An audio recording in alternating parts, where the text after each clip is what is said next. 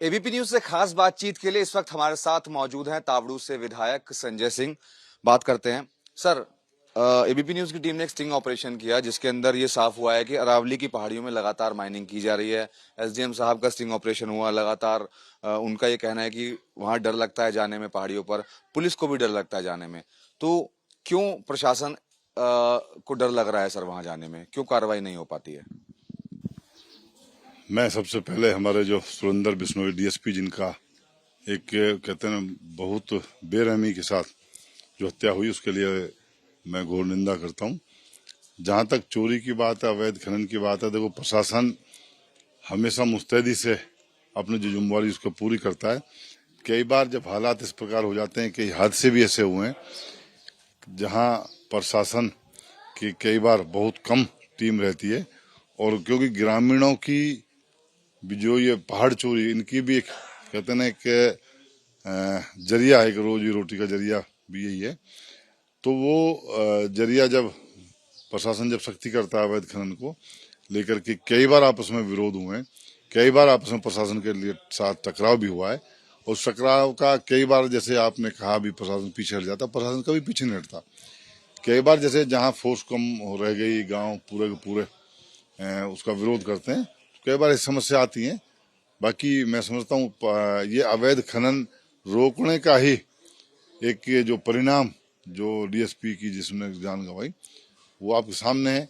प्रशासन उसको रोकने के लिए गया था, डीएसपी जो हमारे मौजूद हैं वो रोकने के लिए गए थे अवैध खनन को, जिसका उनको अपनी जान दे करके जो खामियाजा भुगतना। काफी समय से ये खनन चल रहा है। सुप्रीम कोर्ट की गाइडलाइंस है कि वहां पर खनन नहीं होना चाहिए, उसके बावजूद छुटपुट खनन जो है लगातार होता रहता है। और जो एसडीएम है वहां के तावड़ू के, उन्होंने भी ये बताया कि एक बार वो रेड के लिए गए थे तो उन्होंने एक ड्राइवर को पकड़ा था। उसके बाद फोर्स की कमी की वजह से जो है वो वहां से ड्राइवर भागने में सफल रहा। तो डर क्यों लगता है लेकिन पुलिस को सर वहां जाने से?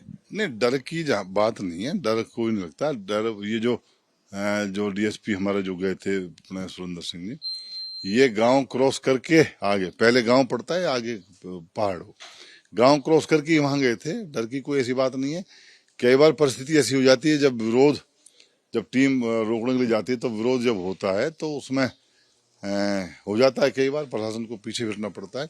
लेकिन उसके बावजूद भी अपनी जान की परवाह न करता हुआ प्रशासन पूरी मुस्तैदी से अपना अवैध खनन को रोकने का काम करता है। और जहां तक मुख्यमंत्री जी ने जब से हमारी सरकार आई है और पिछली तुलना में अगर हम अब देखे जाएं तो बहुत भारी जो कम मात्रा में जो ये अवैध खनन हुआ है। नहीं, पहले तो धड़ल्ले से खुलेआम कुछ लोगों के डंपर चिन्हित हुआ करते थे, चला करते थे, लेकिन आज कम से कम मुख्यमंत्री मनोहर लाल जी के नेतृत्व में दावे के साथ कह सकता हूँ इस प्रकार का कोई इतना अवैध खनन काम नहीं किया जा रहा है। सर जो खनन अब जो भी हो रहा है, तो क्या आपको लगता है कोई माफिया इसके पीछे काम कर रहा है, या कौन लोग हैं जो ये खनन करते हैं?